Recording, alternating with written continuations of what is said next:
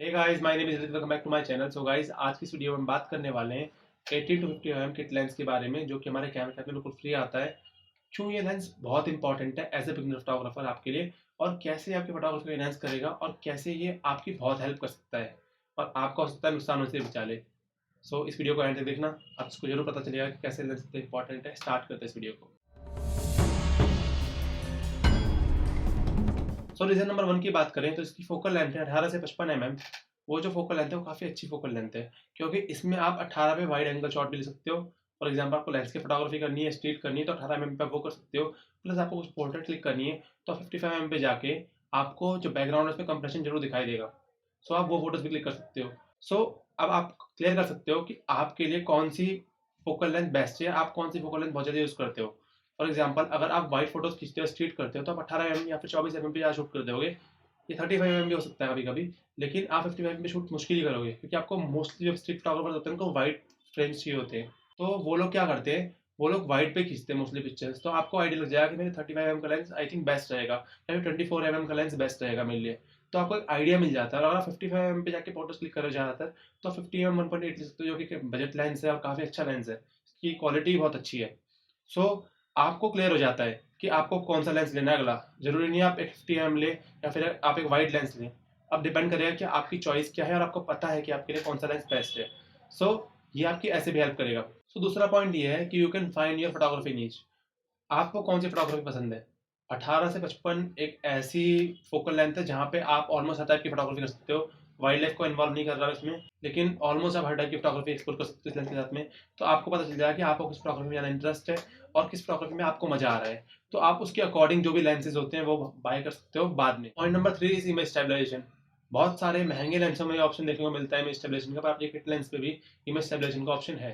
यहाँ पे आप 1/20 1/40 तक लेके आ सकते हो अपने शटर को, आपकी फोटोग्राफ ब्लर नहीं होगी। बहुत ज़्यादा चांसेस है इसमें मोशन ब्लर नहीं आएगा, और आपका लेंस आपकी फोटो को ब्लर नहीं होने देगा। लेकिन डिपेंड करता है आपके ऊपर भी कि आपका हाथ कितना स्टडी है। अगर आपका हाथ ज़्यादा स्टडी है तो फिर ये प्रॉब्लम नहीं होगी, और अगर हाथ स्टडी नहीं है तो मे भी प्रॉब्लम हो। तो यहाँ पे पॉइंट नंबर 4 के बारे में अगर हम बात करें तो वो है इमेज क्वालिटी और शार्पनेस।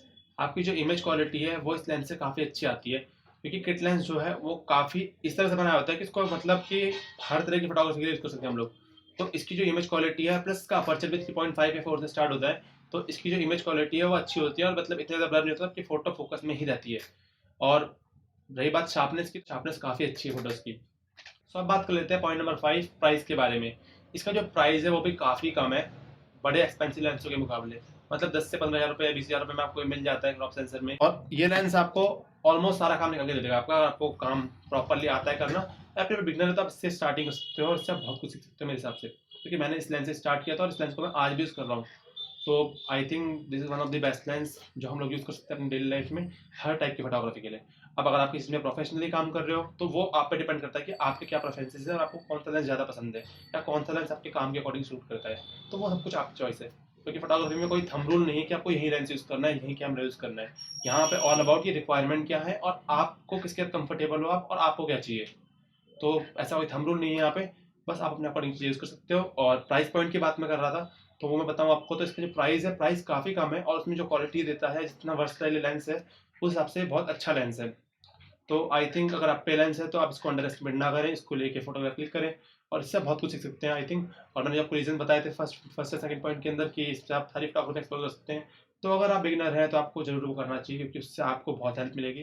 तो आई थिंक आप समझ गए होंगे किट लेंस इतना इंपॉर्टेंट क्यों है, और क्यों ये लेंस हमारे डेली लाइफ में बहुत हेल्प कर सकता है। सो गाइज, आई होप आपको वीडियो पसंद आएगी। पसंद आए तो वीडियो को लाइक कर दो, चैनल सब्सक्राइब कर दो, बेल आइकन दबा दो, और गाइज कमेंट या फेवरेट पार्ट, अगर आपको कुछ पसंद आया वीडियो के अंदर और अगर आपको कुछ भी सीखा हो तो एक कमेंट कर दो यार, अच्छा लगता है देखने में। और आप कुछ पूछना है मुझसे या फिर किसी पर्टिकुलर टॉपिक पे वीडियो चाहिए तो आप कमेंट में मुझसे पूछ सकते हो, या मुझे बोल सकते हो कि इस टॉपिक पे वीडियो चाहिए हमको।